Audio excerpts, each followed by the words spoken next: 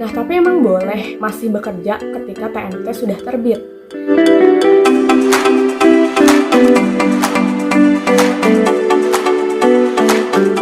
Assalamualaikum warahmatullahi wabarakatuh. Selamat datang di Rani Budianti YouTube channel. Aku adalah seorang nutrisionis yang alhamdulillah lulus CPNS di formasi tahun 2019.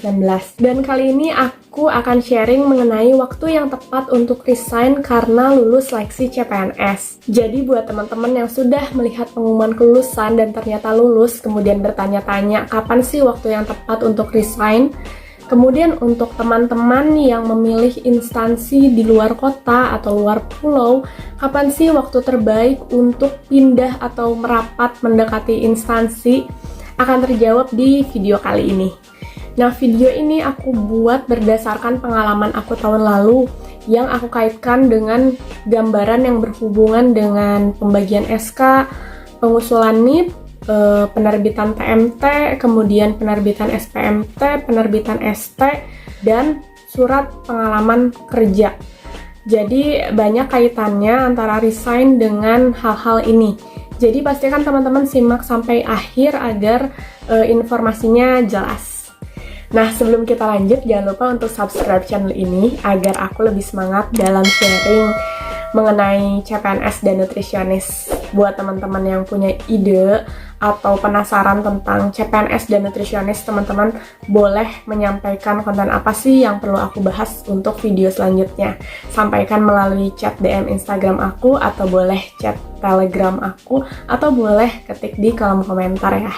Nah, langsung aja aku kasih gambaran tahapan tahun lalu.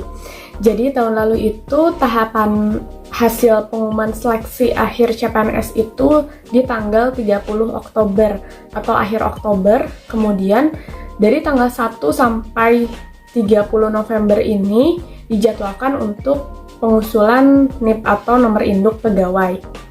Dan minggu kedua November ini sudah mulai pembukaan pemberkasan dengan pengisian daftar riwayat hidup di website SSC-ASN serentak se-Indonesia. Tahun lalu, awal November itu sudah dikabarkan bahwa TMT untuk CPNS 2020 ini adalah 1 Desember 2020. Oh iya, apa sih TMT ini? TMT adalah terhitung mulai tanggal, yaitu suatu surat pernyataan atau yang dalam bentuk SK CPNS yang berisi mengenai tanggal diangkatnya pelamar yang lulus CPNS menjadi CPNS, atau SK CPNS itu tanggalnya ya TMT-nya 1 Desember 2020. Tapi adakah instansi yang ketika 1 Desember ini benar-benar menyerahkan SK atau mengangkat CPNS 2020 tahun lalu? Jawabannya adalah nggak ada ya. Jadi nggak ada instansi tahun lalu yang ketika 1 Desember 2020 ini sudah memberikan SK CPNS kepada pelamar yang lulus ini. Artinya ketika TMT ini terbit, belum tentu kita tuh sudah harus bekerja di instansi yang baru atau sudah harus menerima jabatan baru. Masa pemberkasan atau pengisian DRH ini sendiri ada waktunya. Ada waktu pembukaan dan penutupan, sama seperti tahun ini. Bila dilihat di jadwal, untuk pengisian DRH ini pembukaannya tanggal 7 dan diakhiri pada tanggal 21. Sama seperti tahun lalu juga kita diberikan waktu 3 minggu untuk mengisi DRH. Nah, setelah penutupan pemberkasan, BKD ini membutuhkan waktu untuk memverifikasi berkas-berkas kita atau untuk mengusulkan NIP ke BKN atau ke pusat. Nah, nanti setiap kementerian, lembaga, Pemprov, Pemkot, ataupun Pemda akan menginformasikan progres dari pengusulan NIP di instansi masing-masing. Misalnya, pelamar yang lulusnya di instansiku tahun lalu ada 655. Nah, hari pertama misalnya progres pengusulan NIP-nya baru sampai 100 orang. Dan setiap harinya berlanjut, dan ternyata pengusulan NIP itu kalau dari pengalaman tahun lalu tidak secepat itu. Semakin banyak pelamar di instansinya yang lulus, itu semakin lama juga menunggu 100% NIP dari pelamar di instansi tersebut terbit. Proses tersebut berpengaruh kepada SPMT setiap instansi instansi. Apa sih SPMT? SPMT ini adalah surat pernyataan melaksanakan tugas yang isinya ini, nah seperti ini ya teman-teman, yang isinya ada atasan langsung menyatakan bahwa CPNS ini telah diangkat pada TMT 1 Desember dan melaksanakan tugas sejak tanggalnya ini tidak sama dengan TMT. Tanggalnya ini ditentukan hari pertama kita masuk ke instansi. Nah, jadi ini faktor yang mempengaruhi kenapa sih setiap instansi di Indonesia ini ada yang masuknya bahkan Desember tahun lalu pun udah masuk gitu ya, SPMT-nya udah terbit 2 minggu setelah TMT. Aku pribadi SPMT-nya ini 11 Januari atau 1 bulan 1 minggu dari TMT. Jadi pada hari pertama bekerja itu aku menerima SK CPNS, SPMT, dan ST atau surat tugas ya, yang berisi keputusan Bupati yang memerintahkan melaksanakan tugas terhitung sejak tanggal yang sama dengan SPMT. Nah, dari gambaran cerita aku tahun lalu, artinya pada saat momen pemberkasan ini, karena membutuhkan waktu 1 bulan, itu teman-teman masih aman untuk bekerja dengan konsekuensi surat pengalaman kerja teman-teman ini tidak bisa diinput di pengisian daftar riwayat hidup. Nah, aku paham tidak semua instansi secara cepat menerbitkan surat keterangan pengalaman bekerja atau paklaring.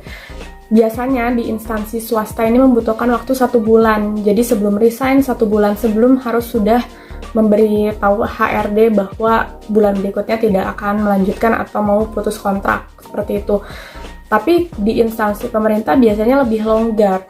Hari ini mengajukan resign, 5 hari kemudian sudah terbit surat resign-nya atau surat pengalaman kerjanya. Nah, teman-teman sebaiknya menyesuaikan dengan keadaan tersebut. Nah, untuk BKD sendiri pasti menyarankan resign terbaik itu sebelum TMT.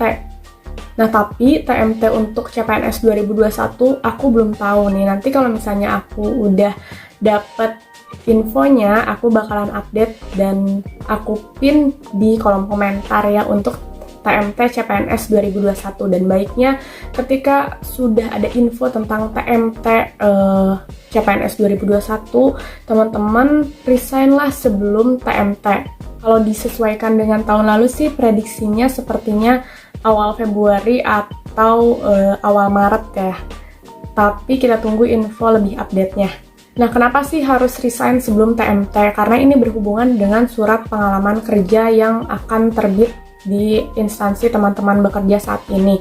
Jadi diusahakan pada saat TMT sudah terbit, teman-teman sudah resign atau tidak bekerja melebihi TMT agar surat pengalaman kerja teman-teman atau paklaring teman-teman ini diakui atau bisa diajukan pada saat pemberkasan. Tidak hanya pemberkasan pada DRH tahun ini, tapi nanti ketika teman-teman menuju ucap janji PNS itu akan ada pemberkasan lagi. Jadi kalau mau cari aman, teman-teman sudah bisa mengajukan resign dari sekarang, kemudian akhir Januari ini teman-teman sudah tidak bekerja, dan teman-teman yang mau pindahan juga setelah penutupan pemberkasan segera berkemas dan merapat ke instansi.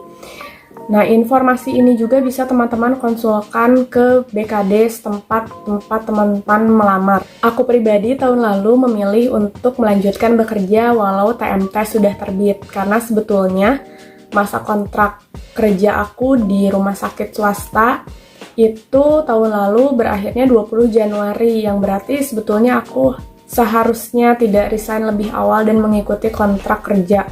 Aku mengajukan resign pada tanggal 1 Desember 2020 saat TMT terbit, dan ternyata prosesnya ini harus 1 bulan. Itu pun aku terkena penalti karena seharusnya kontrak aku berakhir 20 Januari. Nah, tapi emang boleh masih bekerja ketika TMT sudah terbit. Ini aku koordinasikan terus dengan BKD karena aku pun gak sendiri. Banyak orang-orang yang memang masih dibutuhkan di instansinya untuk bekerja, dan banyak juga orang-orang yang tidak ingin income-nya atau pendapatannya berhenti. Pada akhirnya BKD secara tegas menginformasikan bahwa di akhir tahun atau 31 Desember ini sudah tidak ada yang bekerja di instansinya atau teman-teman sudah harus resign. Nah, aku menerima konsekuensi aku tidak melampirkan paklaring terakhir aku karena di situ keterangannya aku bekerja hingga 31 Desember. Nah, tapi aku termasuk yang bersyukur karena nggak ada bulan dimana aku nggak dapat income. Jadi gaji aku dari perusahaan lama, perusahaan swasta sampai menjadi CPNS ini terus berlanjut. Kalau aku kena penalti 10 hari bekerja tanpa dibayar oleh perusahaan swasta atau rumah sakit swasta kemarin tempat aku bekerja. Karena aku memutus kontrak lebih awal. Jadi bentuk penaltinya seperti itu, aku harus bekerja sampai tanggal 31, tapi rekap kehadiran aku harus berhenti di tanggal 20. Nah, teman-teman sendiri kira-kira gimana nih? Mau menyertakan surat pengalaman bekerja di daftar riwayat hidup dan segera resign dari sekarang? Atau teman-teman mau seperti aku tahun lalu, terus bekerja, tidak ada income yang putus, tapi teman-teman harus memantau terus dan berkonsultasi dengan BKD, bertanya jarak dari TMT ke STMT itu kira-kira berapa lama. Nah, silahkan pertimbangkan baik-baik. Itu adalah pengalaman yang bisa aku berikan kepada teman-teman. Semoga bermanfaat dan mempermudah langkah teman-teman ke depannya. Terima kasih sudah menyimak sampai akhir. Jangan lupa untuk subscribe, like, komen, dan share video ini ke teman-teman lainnya. Follow juga Instagram aku ya. Sampai jumpa di video selanjutnya. Assalamualaikum warahmatullahi wabarakatuh. Bye-bye.